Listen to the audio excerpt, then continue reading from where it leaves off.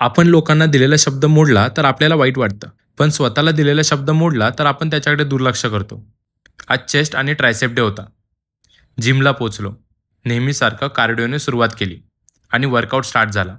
चेस्टचे rape सुरू होते आणि मध्येच मागचे काही मन साठवले.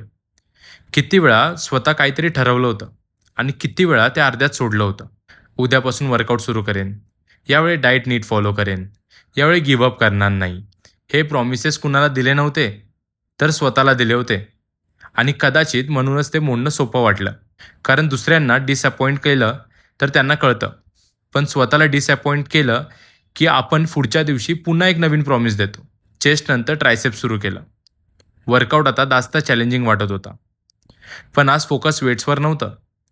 आज फोकस होता स्वतःला दिलेल्या एका शब्दावर. कारण हळूहळू एक गोष्ट समजते. कॉन्फिडन्स अचिव्हमेंट्समधून बिल्ड होत नाही. कॉन्फिडन्स बिल्ड होतो जेव्हा तू स्वतःला दिलेला शब्द पाळतोस. एक दिवस, एक वर्कआउट, एक डिसिजन.